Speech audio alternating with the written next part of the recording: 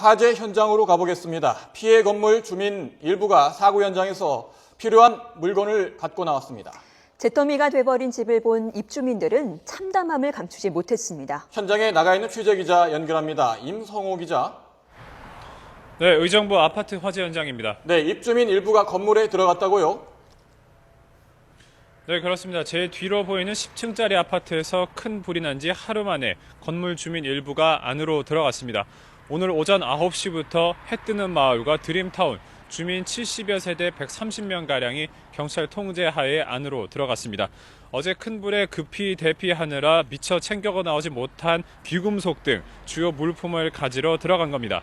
잔해가 아직 수습되지 않았고 매캐한 탄내가 여전히 코를 찌르고 있기 때문에 입주민들은 경찰이 상황을 통제하는 가운데 건물을 출입하고 있습니다. 주민 심경 직접 들어보시겠습니다.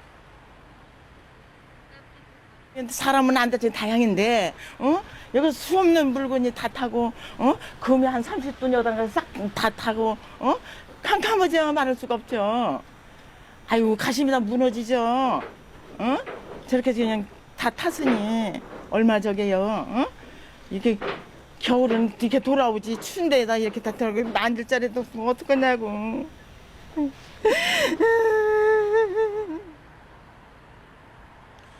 네, 앞서 어제 오전 9시 반쯤 이곳 대봉그린 아파트에서 난 불이 옆 건물로 옮겨부터 사망자 4명, 부상자 120여 명이 발생했습니다. 하지만 다행히 지금까지 사망자는 늘어나지 않았습니다.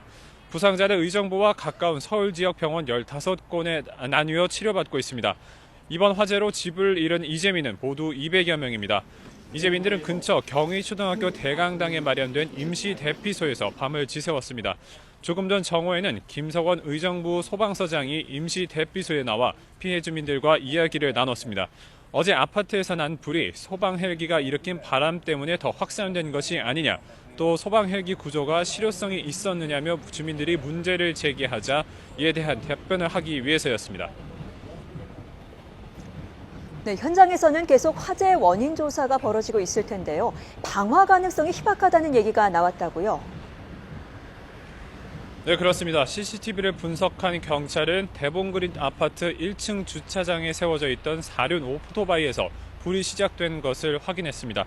하지만 누군가 오토바이나 주변에 불을 붙이는 장면은 없었던 것으로 전해졌습니다. 이 때문에 경찰은 방화 가능성은 낮다고 보고 오토바이 배선에 문제가 있었는지 또 엔진이 과열됐던 것은 아닌지 확인하는 데 집중하고 있습니다. 또 부상을 입고 병원에 입원한 오토바이 소유주 김모 씨도 참고인 신분으로 조사했습니다. 경찰은 문제가 된 오토바이를 국립과학수사연구원에 보내 정밀 감식을 의뢰했습니다.